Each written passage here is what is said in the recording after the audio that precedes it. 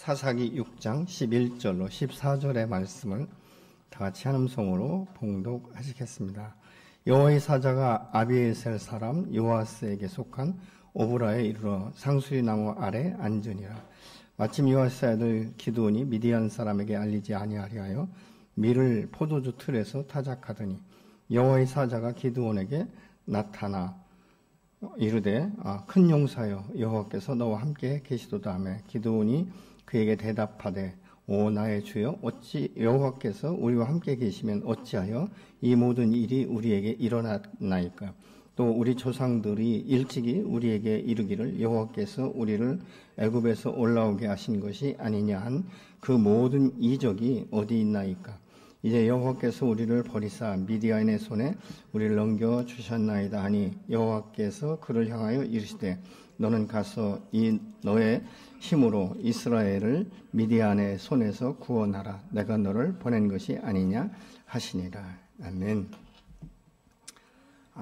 하나님의 선민 이스라엘 백성들이 고질적인 병이 하나가 있는데 살만하면 하나님을 배반하는 거예요. 그래서 또 고통이 오고 이제 이 고난이 계속되다 보면 너무 힘드니까 그때 이제 하나님 앞에 부르짖는 이런 현상들이 거의 이렇게 반복적으로 어떤 데 보면 이렇게 주기적으로 일어나는 것들을 우리가 볼 수 있게 되는 것이죠. 사실 이스라엘 백성들은 그동안 이 애굽에서 노예 생활하다가 출애굽한 후에 광야에서 하나님을 더 깊이 만났고 그가 어떤 분이신지 그가 어떻게 자기들의 인생을 인도하시는지를 분명히 삶을 통해서 말씀을 통해서 듣고 알았습니다. 근데 그 은혜의 축복 안에 사는 것이 살다 보니까 너무너무 힘든 거예요. 그러니까 헐깃헐깃 이렇게 곁눈질해서 세상 사람들을 보면 굉장히 자유롭게 사는 것 같은 이런 느낌을 받는 것이죠. 그래서 이제 그 눈에 보이는 우상을 이제 섬기는 이런 모습들이 뭐 우상이 듣고 대답합니까? 그냥 자기가 하고 싶은 대로 가서 구하는 것이고 그리고 뭐 죽거나 말거나 그 상관없는 것이죠. 스스로 안위를 받는 이것들이 너무 편하고 좋은 거예요. 근데 여호와의 말씀 이 율법을 따른다는 것은 때로는 그것이 올무 같기도 하고 때로는 너무 힘들고 그 하나님의 눈에 보이지 않기 때문에 이제 외로운 이 싸움을 싸우는 것 같은 이런 시간들이 너무 힘드니까 사람은 누구든지 쉽고 간편한 쪽을 선택하게 되어 있습니다. 그러다 보니까 이제 그것으로 이제 자꾸 눈이 쏠린다는 것이죠. 결국은 무엇입니까? 죄악이 관영한 세대에서 죄악에 물들어가기 시작하는 것이죠. 근데 이 죄악에 물들어가는 것이 고통이 아닌 것이죠. 일시적인 낙이 있다는 거예요. 그러니까 일시적으로 느껴지는 이 순간순간 느껴지는 기쁨, 쾌락, 이것 때문에 더 깊이 빠져서 결국은 중독에 걸리는 것 같고 그 마음 가운데 하나님을 떠나도 금방 하나님께서 뭐 치시거나 어디 뭐 손을 부러뜨리시거나 뭐 이렇게 안 하신다는 것이죠. 그러니까 그렇게 살아도 되는 것처럼 착각합니다. 그러니까 오염된다는 것이죠. 근데 이것이 어떻게 되냐면 양심에 이제 화인을 맞게 되는 거예요. 그러면 양심의 가책조차도 느끼지 않습니다. 그렇기 때문에 오늘날 명목상 그리스도인들이 너무 많습니다. 왜 그렇습니까? 편하게 살자는 것이죠. 그래서 신앙이 종교가 되어버리는 이런 웃지 못할 이 일들이 있다는 것이죠.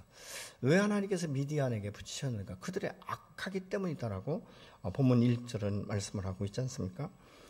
이스라엘 자손이 또 여호와의 목전에 악을 행하였으므로 여호와께서 7년 동안 그들을 미디안의 손에 넘겨주었다라고 이렇게 말씀하고 있는 것이죠. 하나님과 함께 사는 것이 얼마나 큰 축복인지 이걸 잃어버리는 거예요.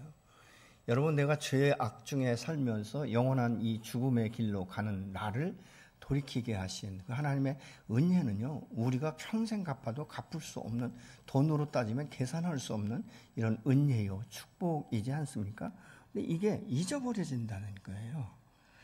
사람이 마음의 상처는 오래 가는데요, 은혜는 금방금방 잊어버리는 것들을 우리가 보게 된다는 것이죠. 근데 이 일들이 내가 지금 하나님 앞에 악행을 하는 일들이 금방 눈에 나타나지 않고 자기의 인생 가운데 이것이 드러나지 않기 때문에 그 고통이 오는 것들을 자기도 모른다는 것이죠. 근데 이것이 얼마나 큰 고통인지는 나중에 시간이 지나면 안다는 거예요. 왜냐하면 이것이 계속적으로 누적되거든요. 그러니까 어느 날부터 마음에 통증을 느끼기 시작하고 자기의 그 삶 가운데 어떻게 보면 이 세상의 존벌레처럼 이 동록에 해야 하는 이런 것들을 느끼기 시작하니까 그때서야 내가 너무 고통스럽구나. 내가 이 환난을 내가 어떻게 감당해야 될까? 이것이 안 되니까 하나님을 부르짖기 시작하는 거예요. 그래서 많은 사람들이요. 이 죽음 앞에 머물 때 어떻게 기도를 하는지 아십니까? 살려주시면 이런 이야기들을 참 많이 해요. 근데 그때의 그런 간절한 마음이 그 후에 있느냐는 것이죠. 영원한 생명을 주신 하나님의 은혜는 우리가 영원히 잊을 수 없는 거예요. 그럼에도 불구하고 우리는 너무 쉽게 간과하고 있지는 않는지 돌아볼 필요가 있다는 것이죠. 그래서 무엇입니까? 내가 고통에 올 때는 고통의 원인이 뭔지를 우리가 질문해야 돼요. 근데 많은 사람들이 고통이 올 때 고통을 지나가도록 기도하고 있거든요. 근데 하나님께서는 지금 이스라엘 백성들을 미디안의 손에 붙이셨다고 말했잖아요. 일부 넘겨버리신 거예요. 너희는 내가 말로는 너희가 못 깨달으니까 실질적으로 너희 삶 가운데 이 고통이 어떤 것인지를 너가 나를 배역하고 악한 행동, 그 악한 길로 가는 것을 너희가 어떻게 그것을 알 수 있는 거예요. 깨달아 알게 하기 위해서 지금 미디안의 손에 붙이셨다라고 말씀하고 있지 않습니까? 근데 이 미디안들이 얼만큼 많으냐면 메뚜기 떼와 같다 이러는데 여러분 우리는 메뚜기 하면 그냥 들판에 나가서 잡아서 볶아 먹으면 맛있는 이런 정도로 생각하는데요. 이 메뚜기 떼 한번 영상을 한번 보시겠습니다. 땅이 보이지 않을 정도로. 보이시죠? 동물이 보이질 않을 정도로 지금 오고 있는 것이죠. 전에 우리나라에 오래 전에 수십억 개 메뚜기 떼가 해남 이 변온가에 이제 습격한 때가 있다라고 하지 않았습니까? 근데 이거 한번 영상 보세요. 맨 밑에 이거. 저 메뚜기 떼는요 농약을 쳐도 죽지 않는다는 거예요. 한번 생각해 보세요. 저거 메뚜기 떼가 이 벼를 갉아먹으면요 뭐 수십만 평은 순식간에 없어져 버리는 거예요. 이렇게 미디안의 사람들과 약대들이 그렇게 많이 올라왔다는 거예요. 그러니까 이 이스라엘 백성들이 점령한 그 땅을 한번 밟고만 지나가도 식물이나 어떤 동물들이 살아남을 길이 없는 거예요. 그러니까 이스라엘 백성들이 어떻게 하는지 아십니까? 스스로를 보존하기 위해서 이 험악한 산 꼭대기로 올라가서 동굴을 찾든지 아니면 산성을 짓든지 움막을 짓든지 이렇게 하고 살았다는 거예요. 그러니까 너무너무 이 고통스러우니까 이 이스라엘 백성들이 하나님 앞에 부르짖었다라고 말씀을 하고 있습니다. 근데 미디안 사람들이 이 이스라엘 백성들의 그 산지를 점령한 목적이 그것이 뭐냐면 정치적으로 한 것이 아니에요. 가장 고통스러운 게 뭔지 아십니까? 삶에 바로 영향력을 주는 그래서 이 경제적인 것에 착취를 했다는 것입니다. 그 땅의 곡식을 탈취하고 이스라엘 가운데 먹을 만한 것을 하나도 남겨주지 않을 만큼 싹쓸이를 했다는 거예요. 4절은 이렇게 말합니다. 그들은 이스라엘을 마주보고 진을 쳐놓고는 가사에 이르기까지 온 땅의 소산물을 망쳐 놓았다. 그리고 이스라엘에게 먹을 것을 하나도 남기지 않았으며 양이나 소나 나귀까지도 남기지 않았다. 이렇게 말하고 있는 거예요. 여러분 농사 짓는 사람은요 때를 따라서 씨앗을 뿌립니다. 파종을 한다는 것이죠. 근데 이 파종이 열매를 맺으려면 싹이 나고 이제 꽃이 피고 열매를 맺어야 되는데 싹이 나면서부터 다 잡아먹는다는 거예요. 얼마 전에 몇 년 전에 우리 성 목사님이 그곳에 이제 뽕나무를 재배하려고 뽕나무를 심었어요. 그래서 뽕나무가 좀 크면 어떻게 좀 뭐 여러 가지로 사용하려고 하셨겠죠. 근데 그 고라니가 말이죠. 새순만 나오면 다 먹는 거예요. 그래서 심으면 또 먹고 해가지고 결국은 포기하신 것을 제가 봤거든요. 그러니까 싹이 자라질 못하게 만들어 버리는 거예요. 이것이 여러분 얼마나 힘들겠습니까? 이 농사가 잘 안 되면요, 농사꾼은 밤낮 잠을 못 자는 거예요. 이런 일들이 지금 현저하게 일어나고 있다는 것이죠. 근데 그 수가 얼마나 많은지 아까 보았던 그 그림처럼 메뚜기처럼 아주 새카맣게 그 땅을 그냥 완전히 잠식하는 것처럼 그렇게 짓밟아 버렸다라고 말합니다. 그래서 5절은 이렇게 말합니다. 이들은 자기들이 기르는 가축대와 천막까지 가지고 메뚜기 떼가 새카맣게 밀려오는 것처럼 몰려들었던 것이다. 다시 말해서 사람이건 낙타건 할 것 없이 엄청나게 밀려들어와 이스라엘 사람들이 살고 있는 땅을 모조리 황폐하게 만들었다라고 현대어 성경은 말하고 있어요. 여러분이 한 구절만 봐도 얼마나 이 핍절했는지, 얼마나 아주 이 이스라엘 백성들이 먹고 사는 문제가 얼마나 힘들게 되었는지를 우리가 알 수 있게 되는 것이죠. 인간적으로 생각하면 이해가 되지 않아요. 하나님이 선택하셨고 선민이라고 말씀하셨고 내가 너를 약속의 땅에 인도하시고 너와 함께 할 것이며 영원토록 너희를 부유케 하라고 약속하셨던 하나님 앞에서 어떻게 이스라엘 백성들이 이렇게 할 수 있는가? 우리는 그 생각만 하는 거예요. 근데 하나님 편에서 볼 땐 너가 나의 백성이면 나의 백성답게 살라는 거예요. 그러니까 그리스도이면 그리스도답게 살라라고 지금 말씀하고 있는 것이죠. 왜요? 그 하나님은 여호와 이레가 되신 하나님께서 미래도 우리의 인생을 책임지시고 오늘도 우리 함께 하셨고 어제도 함께 하신 그 하나님. 그래서 여기까지 인도하신 그 에베네셀의 그 하나님을 우리가 잊어버리면 안 되는 거예요. 내가 지금 살아있는 것도 하나님 전적인 은혜인 줄로 믿으시기 바랍니다. 여러분, 하나님이 나를 돌보지 않고 내 숨결을 멈추시면 우리는 그냥 가는 거예요. 내가 아무리 큰 꿈을 꾸고 아무리 좋은 계획을 가졌다 할지라도 아무리 돈이 많다 할지라도 하나님이 여기까지다라고 말씀하시면 여기까지 끝나는 거예요. 돌이킬 수 없는 그 길인데 우리가 살아있는 동안은 그걸 느끼지 못한다는 거예요. 왜냐하면 이스라엘 백성들은 보이지 않는 하나님을 보는 것 같이 사는 것이 너무 힘든 것입니다. 또 기도로 소통하지만 곧바로 하나님의 음성을 들을 수 없기 때문에 답답하기도 하다는 것이죠.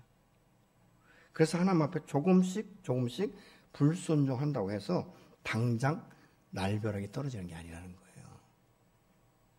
갑자기 눈이 안 보인다든가 갑자기 발이 골절된다든가 갑자기 사업이 망한다든가 이런 일이 그렇게 하루아침에 하루 저녁에 일어나지 않는다는 것입니다. 그래서 우리가 그렇게 악한 길로 가는 거예요. 그러나 여러분, 세상에도 뭐라고 말할까? 바늘도둑이 나중에 소도둑이 된다라고 말하고 있지 않습니까? 하나님의 것을 하나님의 것으로 인정하지 않으면 나도 모르는 사이에 모든 것이 다 내 것이 되어버리는 이런 것들을 우리가 볼 수 있다는 것이죠. 근데 사람이 하나님의 곁에서 그 말씀 안에서 조금씩 떠나버리면 마음이 나도 모르게 자꾸 굳어지는 거예요. 여러분, 우리가 성령의 역사는요, 우리에게 말씀이 임하고 말씀의 능력을 따라서 우리의 마음밭이 기경돼야 되는 거예요. 갈아엎어서 그것이 알곡을 맺을 수 있는 그런 이 축복된 땅으로 변화시켜야 되는데 이런 변화가 없는 거예요. 그러니까 어떻게 돼요? 자꾸 돌짝밭같이 길가밭처럼 우리의 마음이 굳어지는 것입니다. 이것이 오래되다 보면 양심의 화인을 맞아버려요. 그러니까 양심의 화인을 맞으면 어떤 현상이 있습니까? 말씀이 들려도 들리지 않는 거예요.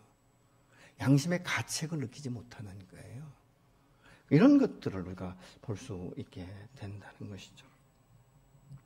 하나님의 언약의 말씀은 마음으로 또 생각으로는 있지만 그 말씀이 내게 이루어지도록 순종하지 않기 때문에 오늘 많은 그리스도인들이 예수 안에 살면서 그냥 가난한 그 영을 가지고 살아가는 거예요. 우리의 마음 가운데 풍성함이 말이죠. 물질의 풍성함이 풍성한 것이 아니에요. 그건 다음의 문제예요. 우리의 마음이 풍성해야. 여러분, 사람의 마음이 가난한 것처럼 이 세상 가운데 가난하게 사는 사람이 없습니다. 그렇기 때문에 예수 믿는 사람들은 먼저 마음에 평강이 있고 그 마음이 부유함을 가져야 되는 줄로 믿으시기 바랍니다. 여러분, 하나님 안에서 말씀이 떠나면 뭐가 단절되는지 아십니까? 하나님의 축복이 단절되기 시작해요. 내가 열심히 벌어서 일한 만큼 먹고는 살 수 있지만 하나님의 축복, 언약의 말씀들이 그 가정 가운데, 가문 가운데 성취되지 않는 거예요. 그러니까 모든 믿음이 단대에 끝나버리는 것입니다. 여러분, 정말 하나님 사랑, 하나님의 언약의 말씀을 신뢰하십니까? 그러면 여러분 다음 세대를 위해서 기도하셔야 돼요. 여러분의 가정 가운데 하나님의 축복이 지속돼서 흘러갈 수 있도록. 이것들이 저와 여러분의 숙제이기도 한 것이죠. 하나님의 언약이 결렬되면 소통이 되지 않습니다. 불신자보다도 더 못한 인생을 살아가게 될 수밖에 없다는 것이죠. 왜 사람이 하나님과 교제하지 않는가? 하나님의 말씀대로 사는 것이 너무 힘든 거예요. 아는 게 병이라고. 차라리 말씀을 모르면 내 멋대로 되는데 말씀이 자꾸 내 안에 기억이 되면 이게 자꾸 갈등이 일어나기 시작하는 거예요. 그러니까 갈등을 일으키기 쉽지 않은 것이죠. 하나님의 말씀을 지켜서 순종하다 보면 융통성이 없는 사람처럼 생각되는 거예요. 어떻게 보면 우리가 이 세상 가운데 사업을 잘하면 세금 포탈하지 않으면 부자가 될 수 없다라고 말하는 것처럼 하나님의 말씀을 다 지키고 하나님의 말씀대로 하면 못 살 것 같은 이런 두려움, 이런 느낌을 사단이 주는 거예요. 여러분 이것을 우리가 진리 가운데 분별하는 지혜가 저와 여러분 안에 있어지기를 예수가 축원합니다. 그러니까 이스라엘 백성들이 선민이면서도 눈에 보이는 이 우상을 자꾸 섬기는 거예요. 여러분 이스라엘 백성들이 신정 통치 때 하나님의 통치할 때 가장 큰 축복이었어요. 근데 이웃의 이 다른 나라를 보니까 왕이 있다는 것이죠. 그러니까 왕의 눈에 보이고 직접 대화할 수 있으니까 우리에게도 왕을 달라고 하나님 거부하지 않습니까? 이런 것들을 우리가 볼 수 있다는 것이죠. 여러분 우상에게 절하는 사람들이 참 열정이 있어요. 굉장히 최선을 다해서 하거든요.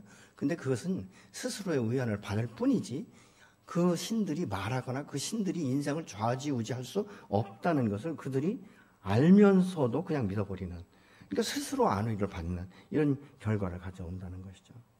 이스라엘 백성들이 왜 지금 자꾸 우상을 섬기고 세상 사람들과 보타는지 아십니까? 살만하다는 것이에요. 굳이 하나님 앞에 나아가서 부르짖지 않아도 내가 지금 내 영혼이 곤핍한 것조차도 느끼지 못하기 때문에 하나님의 오늘날 나를 보호하시고 주관하시고 인도하시고 은혜의 그 물결 가운데 살 수 있도록 한다는 이것을 자꾸 내가 나도 모르게 인정하지 않는 거예요. 그러니까 그렇게 살고 싶지 않은 것이죠. 편한 대로 살고 싶다 그 말입니다. 내 육체의 소유가 원하는 대로. 이런 일들을 우리가 볼 수 있게 되는 것이죠.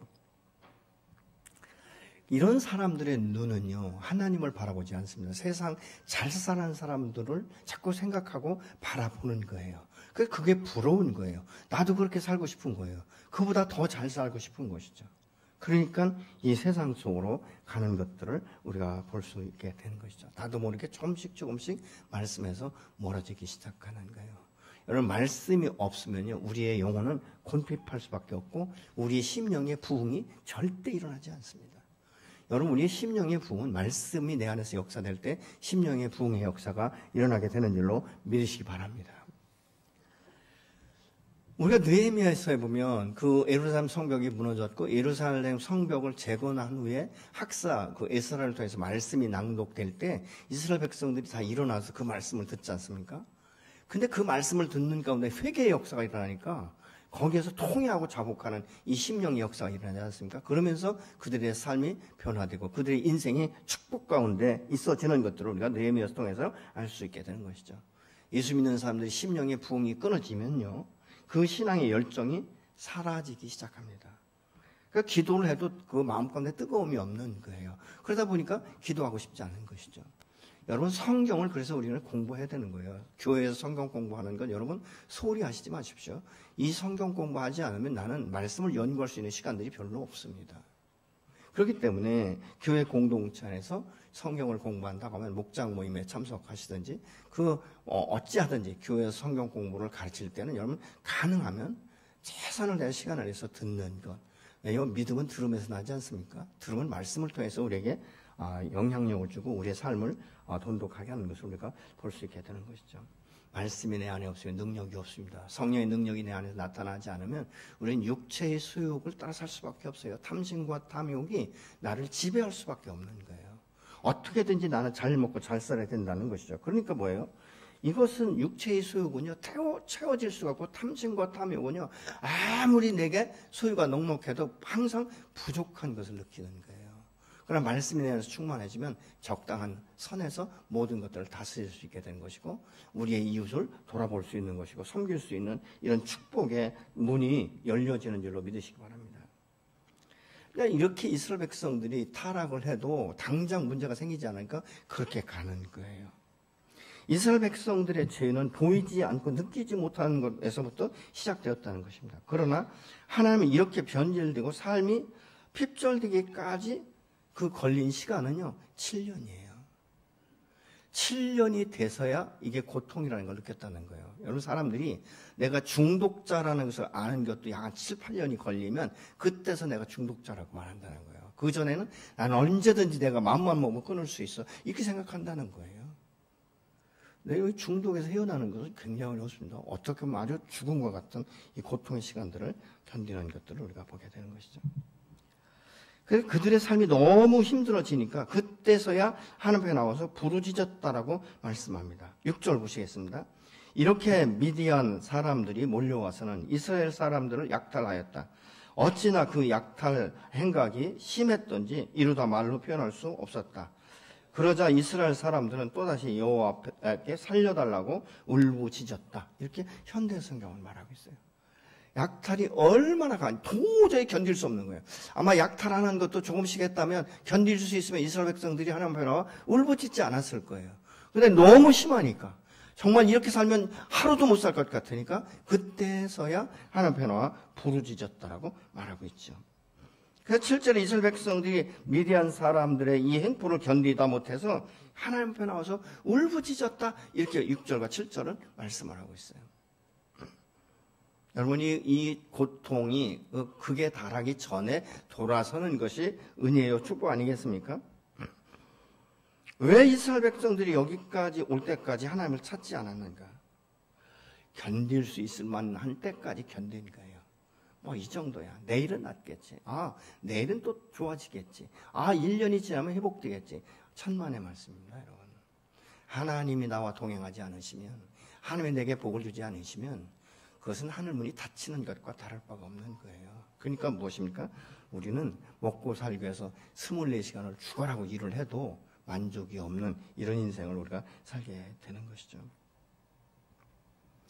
그래서 우리가 이런 지경에 이르기 전에 하나님의 은혜를 우리가 기억하고 그 앞에 나와 감사하며 하나님을 찬양, 하나님을 높이고 하나님과 깊이 이 교제를 통해서 관계하는 것, 이것이 큰 축복이며 은혜인 줄로 믿으시기 바랍니다. 여러분, 우리가 세상에 내게 도움이 되는 사람과 동행하는 것도 굉장히 중요하지만요, 그보다 더 중요한 게 하나님과 함께 동행하는 것인 줄로 믿으시기 바랍니다. 왜냐하면 하나님이 나와 함께 동행하실 때 우리는 이 복의 근원으로부터 오는 이 축복을 우리가 받을 수 있는 것이고, 나의 길을 그가 진리 가운데 바른 길로 인도하시기 때문에 우리가 우리의 인생을 좌로하고 치우치지 아니하고 오직 그 부르심, 그 상급의 면류관을 바라보며 한 가지 표대를 향해서 나아가게 되는 줄로 믿으시기 바랍니다. 그리고 또 한 가지는 뭡니까? 하나님에 대한 신뢰가 없는 거예요. 왜냐하면 우리가 기도한다고 해서 하루 이틀 사이에 이루어지지 않는 일들이 참 많지 않습니까? 예를 들어 전도를 할 때도 10년, 20년을 기도해도 까딱도 안 하는 것 같은 그래서 사람들이 지치는 거예요. 근데 여러분, 하나님은 나의 기도를 오늘도 듣고 계신 줄로 믿으시기 바랍니다. 반드시 하나님은 이루세요. 저는 저의 삶 가운데 이런 일들을 여러 번 경험했습니다. 하나님 정말 당신이 살아계시면 이렇게 정말 되기를 원합니다. 근데 그대로 되니까 더 무섭더라고요. 여러분, 이스라엘의 부르짖음은 무엇입니까? 당장 미디안 사람들을 쫓아내주기를 원하는 거예요. 근데 하나님은 그렇게 하실 수 없어서가 아니라 그렇게 하시지 않습니다. 그러면서 이 선지자나 사사들을 세우실 때요, 하나님은 이 타락한 이스라엘 백성들에게 말씀을 먼저 선포하게 하세요. 말씀을 들어야 회개가 일어나거든요. 근데 회개라는 것과 후회는 달라요. 여러분, 이스라엘 백성이나 우리의 삶 가운데 왜 우리가 변화되지 않는지 아십니까? 회개의 지경에 이르지 않는 거예요. 후회하는 거예요. 근데 이 후회는요, 대개 보면 자기중심적으로 해결하고 자꾸 다른 사람에게 탓을 돌립니다. 그때 내가 그 사람과 이렇게 하지만 않았어요. 문제가 무엇입니까? 그 사람 때문에 문제가 됐다는 거예요. 그래서 이 사람들이 자꾸 탓하거나 이런 일들이 일어나는 현상이 어디서인가? 하나님에 대한 신뢰가 떨어지기 때문에 이런 일들이 일어나고 있다는 것입니다. 그래서 이 8절 9절에 보면 이스라엘 자손에게 한 선지자를 보내서 내가 너희를 이집트에서 인도해내면서 종살이는 집에서 어떻게 이끌어 갔는지를 이제 하나님 말씀하잖아요. 근데 이게 기드온이요, 이 말을 들을 때 자기 마음에 안 닿는 거예요. 하나님, 그러면 왜 우리 선조들을 그렇게 인도하셨다면 그때 하나님이 왜 오늘날은 우리를 지키지 않고 우리를 보존하지 않습니까? 왜 우리를 이렇게까지 이 고난 가운데 이르게 하셨습니까? 라고 반문하잖아요. 잘못 산 거에 대해서 회개하는 것이 아니라 왜 하나님이 나를 사랑하신다면, 나를 선택하셨다면서 왜 나를 이 지경에 몰아넣습니까? 이렇게 말하는 것을 우리가 볼 수 있게 되는 것이죠. 10절을 보시겠습니다. 그리고 너희에게 이르기를 나는 너희의 하나님 야훼 아모리인들의 땅에서 산다고 해서 그들의 신들을 두려워하면 안 된다라고 했는데 끝내 너희는 내 말을 듣지 않았다. 이렇게 공동번역은 말씀을 하고 있어요. 나 위에 다른 신을 섬기지 말라. 라고 분명히 주님은 말씀하지 않습니까? 그런데 자꾸 다른 신을 섬기는 거예요. 왜요? 그들이 향한 행위가 보니까 복받을 것 같이 느껴졌는 것 같습니다. 근데 왜 듣지 않는가?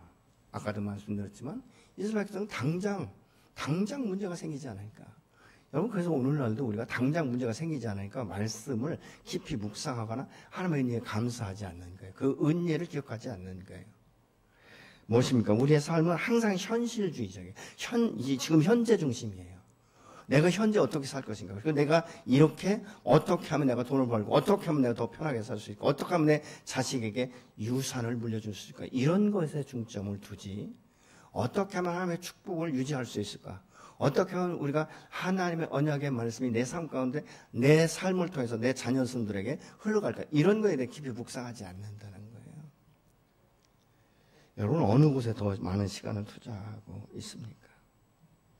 이스라엘 백성들은요, 지금 당장 미디안을 자기의 땅에서 내쫓아주기로 원하는 간절함이 있었습니다. 갈급함이 있었어요. 이 조급함이 있었어요.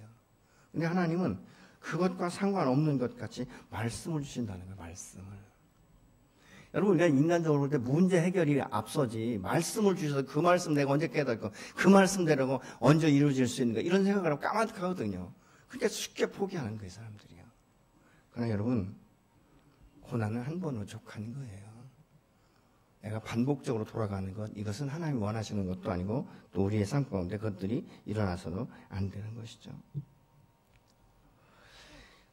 이 죄성을 가진 이 인간은요, 문제가 해결되면 그 말씀을 따를 것 같은데 안 따른다는 거예요. 왜? 문제가 해결됐으니까.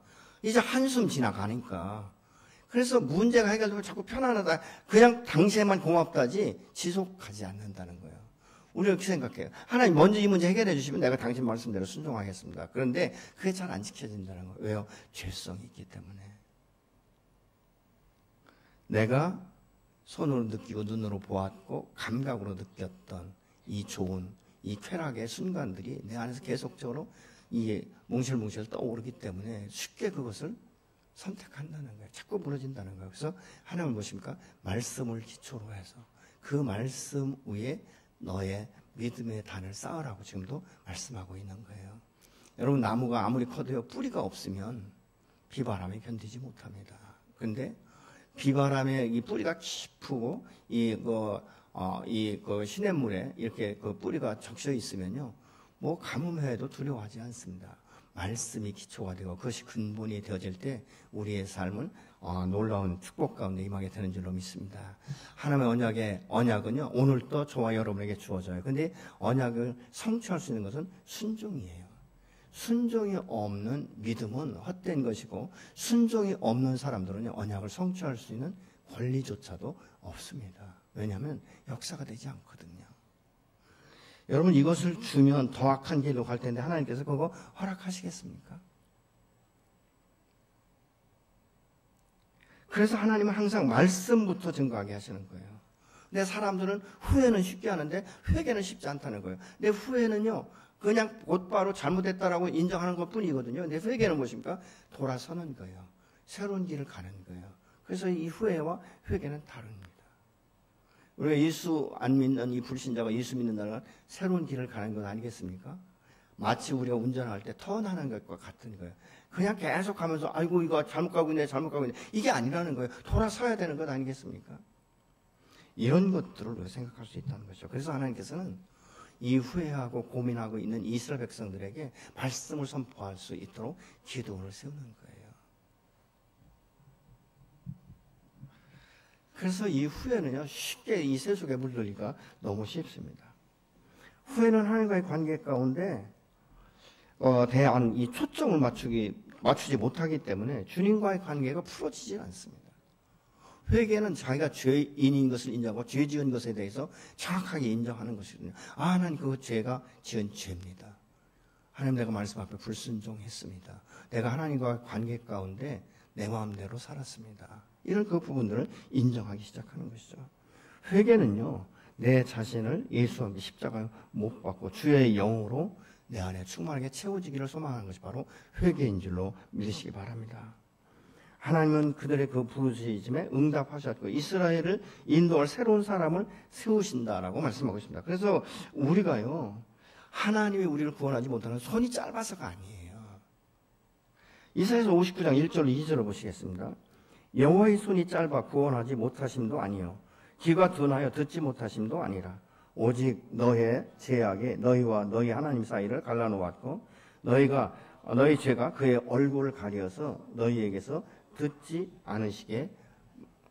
그러니까 여호와께서 우리의 기도를 안 들으시는 것이 아니라는 거예요. 여호와께서 우리의 모습을 바라보지 않는 것이 아니라는 것입니다. 근데 우리가 그 말씀에서 떠나 있기 때문에 말씀을 하셔도 듣지 못하고 보지 못한다는 것입니다. 우리는 이 고난이 올 때 그렇기 때문에 눈을 들어 사신 여호와를 바라보며 주님 앞에 나가 기도하고 하나님 말씀하실 때 아멘으로 순종하고 철저한 회개의 역사가 일어나면 우리 인생은 전면 180도로 바뀌는 역사가 반드시 일어나게 될 줄로 믿습니다. 그래서 이 하나님의 사랑은요, 오늘도 당신 앞에 나와서 죄를 회개하고 자복하는 자들을 구원하신다라고 에스겔 33장 11절에 이렇게 말합니다. 너는 그들에게 전하여라. 나 주 하나님의 말이다. 내가 내 삶을 두고 맹세한다. 나는 악인의 죽는 것을 기뻐하지 않고 오히려 악인이 그의 길에서 돌이켜 떠나 사는 것을 기뻐한다라고 말씀하고 있는 거예요. 너희는 돌이켜라. 너희는 그 악한 길에서 돌이켜 떠나거라. 이스라엘 족속아 너희는 왜 죽으려고 하느냐 하여라. 이렇게 지금 말씀하고 있는 거예요. 에스겔의 선포라고 말씀하고 있는 것이죠. 너가 죄악의 길에서 회개하고 돌아서라고 지금 말씀하고 있는 것입니다. 하나님 이스라엘의 그 부르짖음에 응답하셔서 무명의 용사를 세우십니다. 참 이런 걸 보면요, 참 재미있어요. 이스라엘 백성들이 이 삶의 고통을 이제 이기지 못하니까 견디다 더 이상 견딜 수 없으니까 하나님 앞에 부르짖지만 자신들이 하나님 앞에 등을 돌리고 세상 사람들과 어울려서 우상을 숭배하고 섬기던 것에 대해서 회개가 없는 거예요. 그러니까 뭐예요? 우상을 찍어낼 생각을 안 하는 거예요. 여러분 눈에 보이는 이 우상의 제단을 찍어내는 거죠. 그래서 기도원이 그 우상을 찍어내는 것을 볼 수 있지 않습니까? 없애버려야 되는 거예요. 불태워야 되는 거예요. 내 안에 가진 우상, 그것을 계속적으로 놓고 이것은 이대로 두시고요. 하나님 나의 문제를 해결해 주세요. 이거 안 된다는 거예요. 우리가 하나님 앞에 회개할 때 우리의 그 죄가 주홍 같을지라도 진홍 같을지라도 흰눈처럼 양털처럼 희게 될 것이다라고 말씀하고 있지 않습니까? 우리를 정결케 하는 건 회개밖에 없습니다. 회개할 때 우리 안에 새로운 역사가 일어나게 되는 것이죠. 왜요? 회개는 자기가 죄인인 것을 인정하는 거예요. 자기가 지은 죄에 대해서 인정하는 것입니다. 그리고 그것을 이제 주님 앞에 토설해 내는 것이죠. 그리고 이 세상 길로 가던 것을 돌아서서 하나님의 길, 하나님이 말씀하시는 그 길을 따라가는 것, 이것이 진정한 회개인 것이죠.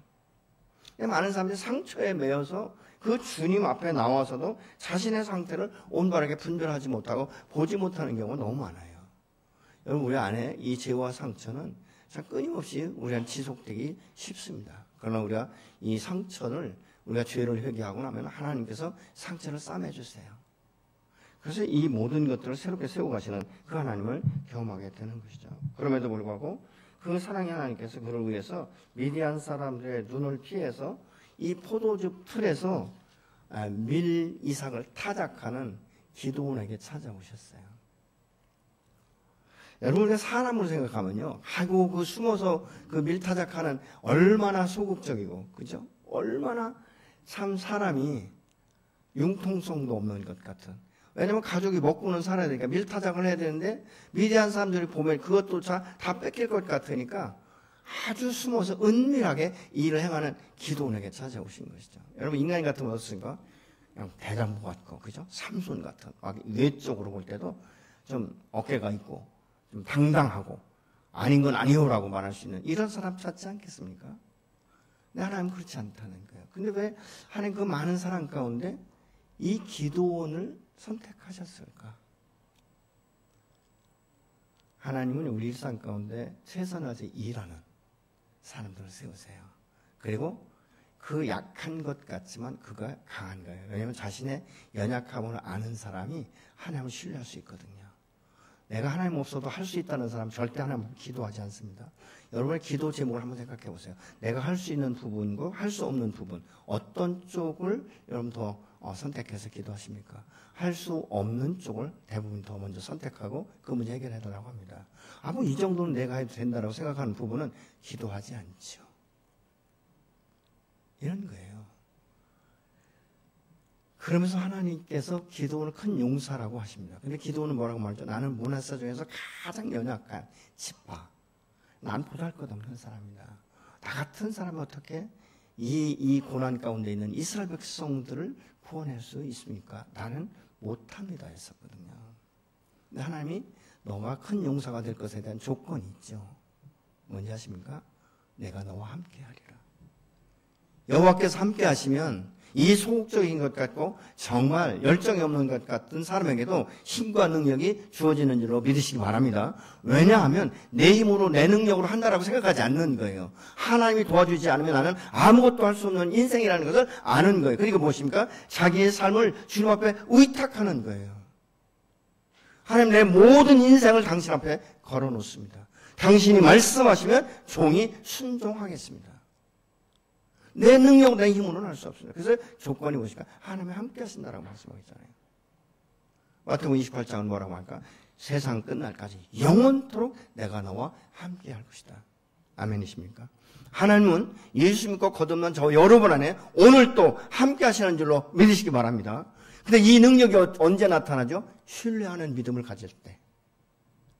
하나님이 나와 함께 하시고 하나님이 내 걸음을 인도하신다는 확신과 함께 그것을 신뢰하고 하나님 앞에 올려드릴 때 하나님께서 좌지우지하시면 그 말씀대로 내가 순종하기로 결정하는 거예요. 그런데 순종을 통해서 이런 역사가 나타나게 되는 줄로 믿으시기 바랍니다. 하나님은요, 당신께서 말씀하시는 것을 느낄 때 여러분 한번 하나님 앞에 순종하는 거 별거 아니에요. 하나님께서 어떤 때는 내가 전혀 생각하지 않을 때 느낌을 주시거든요. 그럼 그 느낌대로 순종해 보는 거예요. 그러면 그게 하나님의 뜻이다라는 것을 압니다. 저는 이런 경우가 참 많아요. 어떤 때는 우리가 이제 주일 예배 끝송을 이렇게 부를 때도 새벽에 딱 이렇게 눈을 뜨는 순간에 하나님께서 찬송을 주실 때가 있어요. 근데 그 찬송을 제가 이제 먼저 듣고 같이 한번 이렇게 읊조려 보거든요. 그러면 그 본문 말씀과 정말 이게 딱 맞을 때가 너무 많아요. 별것 아니지만 어저께 우리가 주일학교 아이들 이제 수련회를 했지 않습니까? 그런데 제가 수련회에서 기도하는데 하나님께서는 이런 마음을 주시더라고요. 너가 우리 아이들에게 한번 선물을 한번 해줬으면 좋겠다. 이런 마음을 주셨어요. 선물을 뭐 할까? 사실은요, 제가 주일학교 아이들의 특성을 몰라요. 뭐 예를 들어 과자를 사줘도 무슨 과자가 맛있는지 제가 안 먹으니까 모르겠어요. 그리고 요즘에 아이들이 무슨 뭐 선물을 줘도 뭐 옛날처럼 옛날은 뭐 지우개 하나만 줘도 애들이 고맙다 하겠는데 요즘엔 뭐 그거 받지도 않더라고요. 그러니까 뭘 줘야 될지 모르겠더라고요. 근데 하나님께서 말씀하시더라고요. 야, 좀 그래도 뭐 돈을 줘도 좋지 않겠냐. 그래서 제가 이제 기도하면서 순종하기로 했어요. 근데 어저께 그렇게 하고 나서 애들한테 다 한 사람씩 축복기도 해주고 이 선물을 주니까 애들이요 너무너무 기뻐하는 거예요. 나 그렇게 기뻐하는 거 처음 봤어요. 예. 별것 아닌 것 같지만 이 순종을 통해서 우리 아이들이 이렇게 기뻐하는구나. 여러분 내가 순종할 때 또한 하나님은 얼마나 기뻐하시겠습니까? 그래 네가 내 말을 들어줘서 고맙다 이렇게 하지 않겠습니까? 기도는요 인간적인 능력으로는 할 수 없어요. 그렇게 수줍고 부족하고 그렇지 않습니까? 열정도 별로 없는데 어떻게 이스라엘의 리더가 되겠습니까? 내가 너와 함께하면 그러면서 이 기도원에게 말씀을 주시는 거예요. 여러분 그 기도원이 하나님 앞에 순종하기 위해서는 기상천외한 인간적으로 생각할 수 없는 상상할 수 없는 제안들을 내놓잖아요. 그건 불순종하기 위함이 아니에요. 순종하는 그것을 정말 확신을 갖기 위해서 그렇게 내놓죠. 그때 하나님께서 역사하시는 것을 우리가 볼 수 있지 않습니까? 그래서 이 기도원은 그 자기를 이제 리더로 세운다고 하니까 그것에 대해서 말하기 전에 정말 하나님이 살아계시다면 어떻게 우리가 선민인데 이런 일이 있을 수 있습니까? 라고 이제 그때서 항변하기 시작하는 거예요. 13절을 보시겠습니다.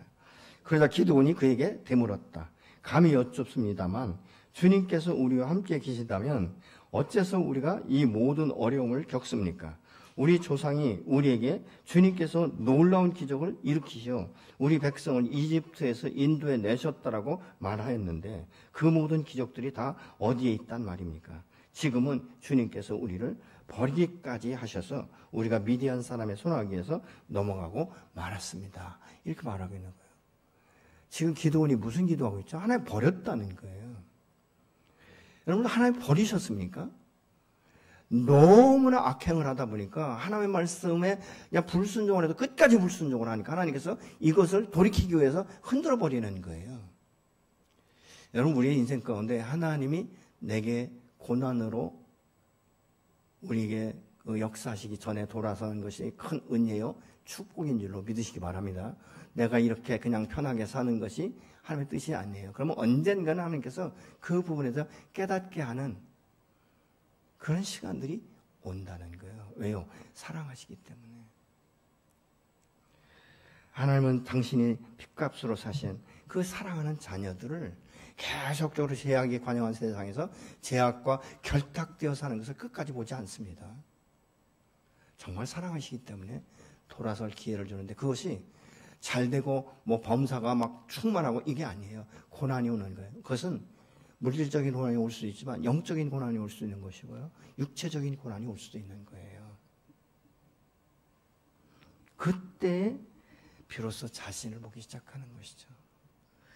내가 얼마나 허송세월하면서 신앙생활을 했는가.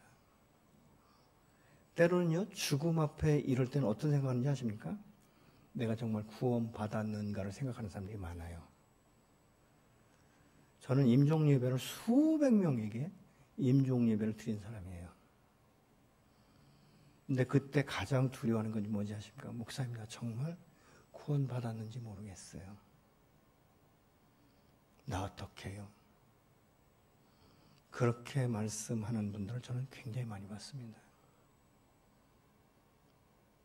여러분은 어떻습니까? 주님이 지금 나를 부르셔도 난 천국에 갈 수 있다는 확신을 가지십니까? 아마 어떤 분은 가봐야 알죠. 이런 생각할 수도 있어요. 이미 가보면 늦은 거예요. 죽음에 들어갔는데 어떻게 내가 되살아 나올 수가 있겠습니까? 구원의 확신은 내가 살아있는 동안에, 내가 이성이 있는 동안에 아는 것이 중요합니다. 그리고 구원의 확신이 있는 사람은 내 안에 성령이 계시다는 확신을 가지시기 바랍니다. 그리고 성령께서 나의 인생을 오늘도 이끌어가기를 원하시고 그 이끌림 받는 것을 순종을 통해서 역사하시는 하나님을 삶 가운데 경험되어지는 것인 줄로 믿으시기 바랍니다. 여러분, 그래서 이 기도원이 하나님 앞에 그런 반문을 하는 거예요. 하나님, 우리 조상들은 그렇게 하나님께서 보호하셨고 약속의 땅까지 인도하셨는데 왜 우리는 버리셨습니까? 그러면 그때 하나님께서 왜 우리를 사랑하지 않습니까? 그때는 선민이었고 지금은 선민이 아닙니까? 이런 반문을 하고 있는 거예요. 자신들의 죄에 대해서 돌아보지 않고 있다는 것이죠. 인간적으로 기도는 참 겁쟁이였어요. 하나님이 용서하라고 부르시는 것이 여러분 이게 믿어지지 않는 거예요. 놀리는 것처럼 그렇게 느꼈을지도 모릅니다. 아니, 내 주변에 나보다 정말 장정 같고 힘 있는 사람이 많은데 왜 하필 나인가? 이런 생각을 할 수도 있죠. 또 부정적인 생각을 하고 있지 않습니까? 왜 우리를 버리셨어요? 이런 생각을 하고 있는데 그 하나님께서 기도원을 부르시는 거예요. 나중에 또 말씀을 나누겠지만요. 그래서 기도원이 많은 이 이스라엘 백성들이 그 미디안과 싸우려고 많은 사람들이 모였지만 하나님께서 숫자가 너무 많다고 계속 줄이셔갖고 300명만 남게 하시잖아요. 왜 그랬을까요? 사람이 많아서 이 전쟁에 승리하면 우리가 했다고 할까 봐. 하나님의 역사를 신뢰하지 않기 때문에 그렇게 하나님께서 말씀하시는 것을 우리가 볼 수 있게 됩니다. 그래서 미디안 사람을 내가 내 손에 붙였다라고 말씀하시는 거예요. 이것은요, 내 힘으로 능으로 아니에요. 그 순종할 때 이런 역사가 일어나게 되는 줄로 믿으시기 바랍니다. 하나님은 오늘도 저와 여러분과 함께하고 있는 것이죠. 하나님이 나와 함께 하심을 믿고 순종하는 자가 용사인 거예요. 저는 여러분들이 이 용사가 되시기를 예수님을 권면하고 축원합니다. 하나님이 나와 함께 하시면 나는 용사인 거예요. 누가요? 하나님의 용사. 하나님이 나를 지키시고 이 모든 어둠의 세계를 다스리고 점령할 수 있도록, 파멸할 수 있도록 역사하시는 하나님. 그 하나님은 어제나 오늘이나 동일하신 줄로 믿으시기 바랍니다. 여러분도 그 일을 행하실 수 있는 거예요. 대신 믿음의 확신을 가지시고 순종할 때 이루어지는 일로 믿으시기 바랍니다. 옆에 분에게 이렇게 말씀하셔요. 당신은 하나님이 함께 하시기 때문에 하나님의 큰 용사이십니다. 아멘이십니까? 아멘이십니까? 나는 용사라는 거예요. 저는 저희 아내가 강의하는 걸 다 듣지 못했지만 어제 이런 말을 하더라고요. 주일학교 아이들이 나름대로 자기 말을 잘 알아듣는 것 같더라라고 하더라고요. 그렇게 되기까지는 부장선생님이나 교사들이 잘 양육했기 때문에 그렇겠죠. 그래서 제가 그런 얘기했어요. 당신은 참 대단하다. 왜냐면 초등학교 1학년부터 6학년까지 있는데 어떻게 그 아이들에게 그 정체성에 대해서 강의를 할 수 있었는가. 제가 항상 저희 아내가 이것 때문에 많은 시간 기도하면서 고민 많이 했어요. 근데 제가 저희 아내에게 그런 말을 했죠. 당신은 할 수 있다. 여러분, 하나님이 내 편이시고 내게 오늘 또 말씀을 주세요. 그 말씀 앞에 순종할 때 내가 기억할 수 없는, 내가 상상할 수 없는 일들이 하나님의 역사 가운데 일어나게 되는 줄로 믿으시기 바랍니다.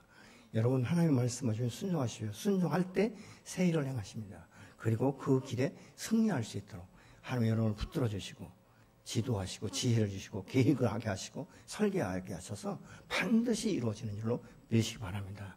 나는 하나님의 축복받은 자며 나는 하나님의 큰 용사라는 이 믿음이 여러분의 소망이 되시고 여러분에게 확신이 되시기를 예수 이름으로 축원합니다. 아멘.